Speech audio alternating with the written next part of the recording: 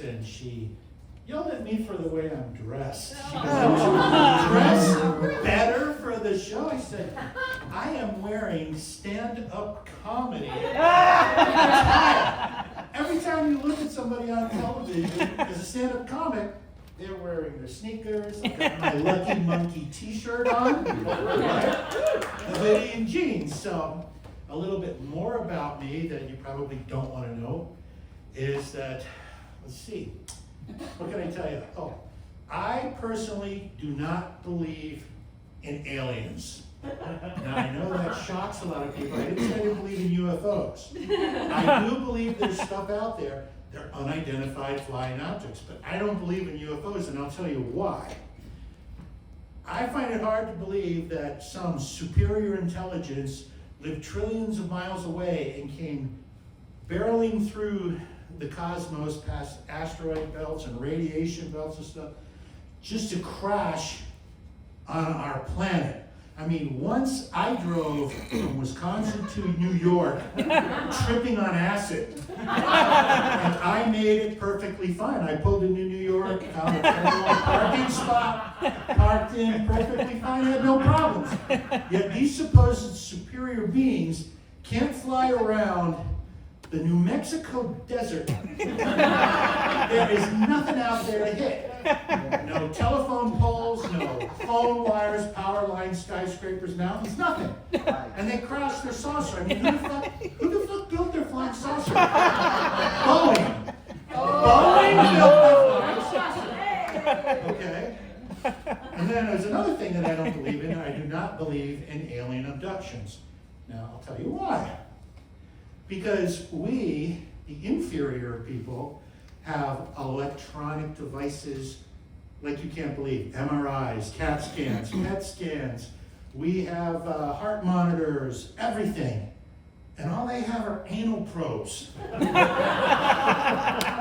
what the hell is that all about? That should be the biggest red flag you've ever seen in your life. Now, what I do believe in, though, is I believe in ghosts, man. I believe in all of that booga booga shit. I believe in demons. I believe in the devil. I believe in all of that stuff. Ghosts are real. I've had experiences with ghosts. My wife and I were getting married in Laguna 25 years ago, and we're at this one place called Tivoli Gardens. I don't know if you're familiar with it, but it was a beautiful place. It had all sorts of nice statues, angel statues and everything in the area that we were going to get married.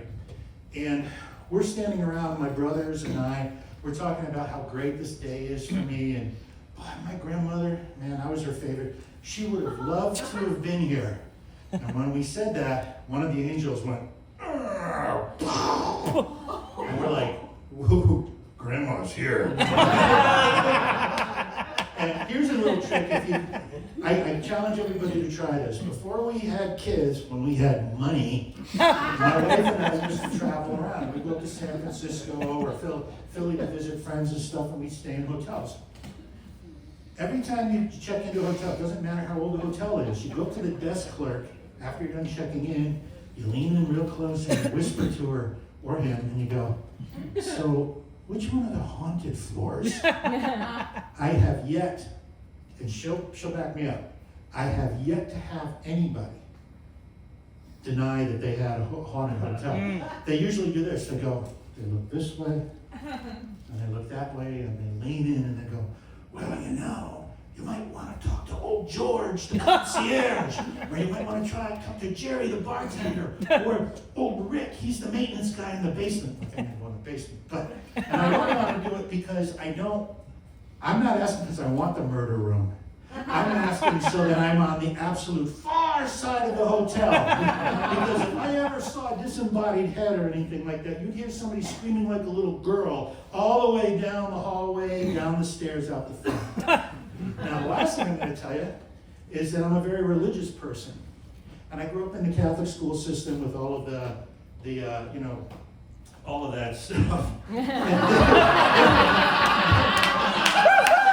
What they did was they always taught you about the birth of Jesus, the nativity, the three wise men, and all of that stuff.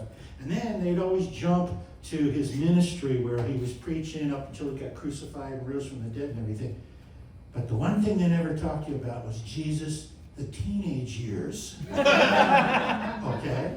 So I would always imagine Mary sitting there, in the apartment, doing whatever she's doing, and all of a sudden she hears, goes to the door, opens it up, there's police there, Jesus is sitting there like this. Is this your son, ma'am? Yeah, what did he do this time?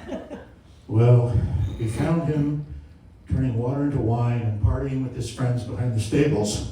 She'd be like, get the heck in here, I'm sorry, everything. And they'd leave and she'd be walking around frustrated and she'd look up at the sky and go, he's your son, do something! And God would be up there looking down going, Jesus Christ! Don't make me come down there! My name's John Daniels.